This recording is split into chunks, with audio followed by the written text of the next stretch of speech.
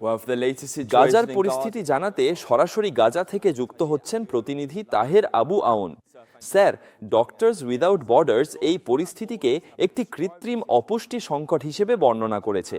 সেখানকার বর্তমান অবস্থা, বিশেষ করে নারী ও শিশুদের জন্য এখন ঠিক কেমন? আজ গাজায় প্রতি 4 জন শিশুর মধ্যে 1 জন এবং গর্ভবতী মহিলারা অপুষ্টিতে ভুগছেন, কারণ ইসরায়েলি অনাহার নীতি অব্যাহত রয়েছে।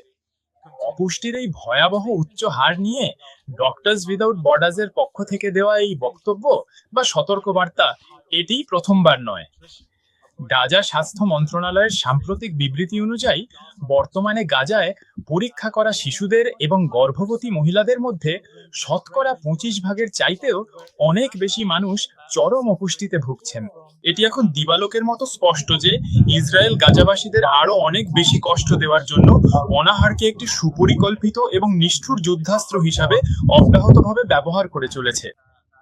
বর্তমান সময় পর্যন্ত হিসেব করলে দেখা যায় যে যুদ্ধবিরতি চুক্তি কার্যকর হওয়ার পর থেকে দীর্ঘ 7 মাসেরও বেশি সময় অতিবাহিত হওয়ার পরেও ইসরায়েল গাজা উপত্যকায় জীবন রক্ষাকারী পর্যাপ্ত খাদ্য ও প্রয়োজনীয় ওষুধ সরবরাহের পথে ক্রমাগত বাধা প্রদান করে আসছে।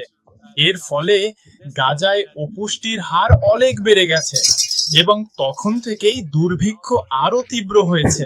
তখন থেকে আজ পর্যন্ত সীমান্ত দিয়ে গাজা উপত্যকায় মাত্র 200টি খাদ্যবাহী ট্রাক প্রবেশের অনুমতি দেওয়া হয়েছে।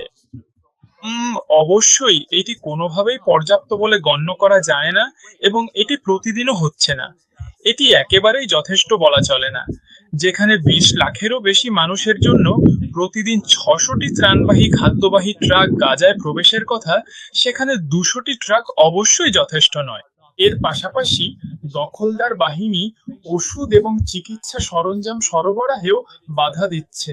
এরই ফলশ্রুতি বর্তমানে সমগ্র গাজা উপত্যকা জুড়ে বিভিন্ন সংক্রামক রোগের এক ব্যাপক বিস্তার ঘটেছে। বিশেষ করে সেই সব অসহায় বাস্তুচ্যুত মানুষদের মধ্যে এই প্রকোপ অনেক বেশি দেখা যাচ্ছে, যারা যুদ্ধ শুরু হওয়ার পর থেকে মানবেতর পরিস্থিতিতে দীর্ঘ সময় ধরে অস্থায়ী তাঁবুতে বসবাস করতে বাধ্য হচ্ছেন। এর ফলে গাজা উপত্যকার জনস্বাস্থ্যের চরম অবনতি হয়েছে এবং অনেক পুরনো রোগ ও মারাত্মক মহামারীগুলো আবারও নতুন করে জনপদে দেখা দিয়েছে। আমরা পোলিওর মতো রোগের কথা বলছি, আমরা কলেরার মতো রোগের কথা বলছি, চর্মরোগ আবারও দেখা দিয়েছে। এই ভয়াবহ পরিস্থিতি বর্তমানে গাজার 20 লাখেরও বেশি সাধারণ মানুষের জীবনকে মারাত্মক বিপদের মুখে ঠেলে দিয়েছে।